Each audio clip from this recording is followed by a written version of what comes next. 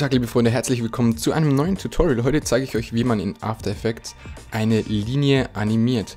Ich habe ja schon hier eine neue Komposition erstellt, das heißt, wir fangen jetzt direkt an. Okay, wir erstellen eine neue Ebene, und zwar eine Farbfläche, und ich würde sagen, wir machen diese Farbfläche, ja, einfach mal das, was hier anzeigt. Was wollen wir?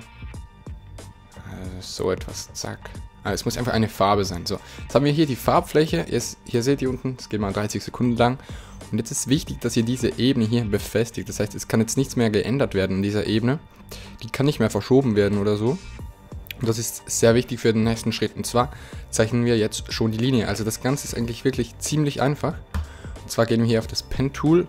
Wichtig ist, dass ihr hier bei der Fläche, dass ihr diese hier auf ohne habt. Ja? Das heißt, sonst würde es hier eine Fläche geben, wenn man mit dem Pen Tool zeichnet.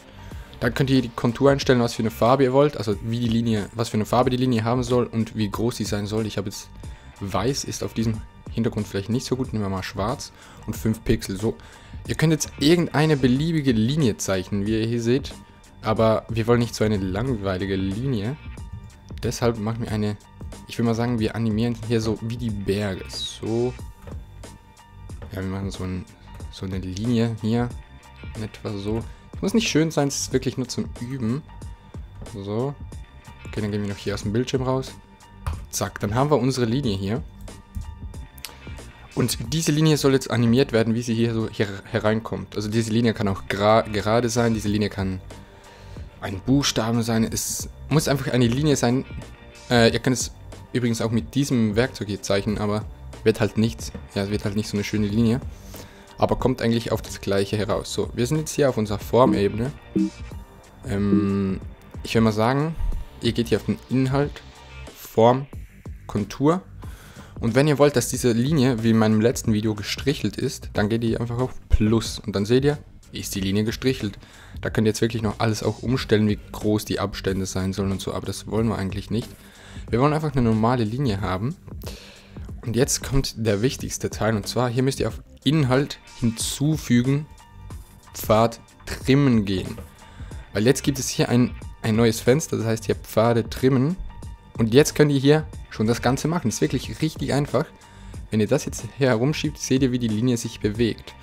Und wahrscheinlich, wenn ihr mit After Effects arbeitet, kennt ihr natürlich auch die Keyframes. Und zwar machen wir das jetzt mal auf 0, setzen hier ein Keyframe, das seht ihr hier. Und gehen einfach hier nach hinten und, ja, nicht so lange, das ist ein bisschen zu weit, machen wir hier. Und ziehen das jetzt einfach hoch auf 100% und dann erstellt sich hier automatisch ein Keyframe. Und da haben wir unsere Linienanimation schon. Kann ihr mal sehen, es ist wirklich ziemlich einfach. Und da haben wir unsere Animation von einer Linie.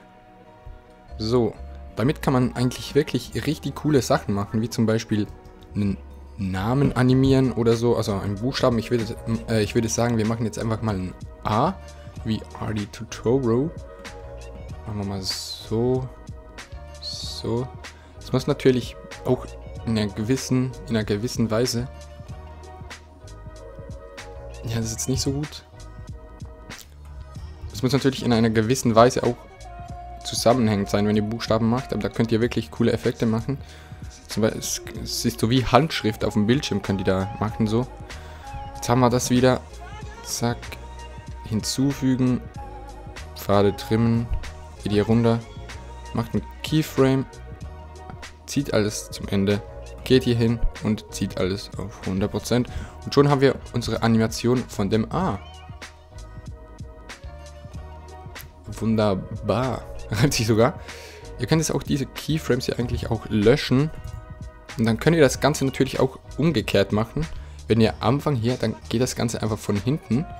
Dann macht ihr hier einen Keyframe, geht hier hin und zieht das Ganze auf 0. Das ist einfach das Umgekehrte und jetzt kommt es halt von hinten.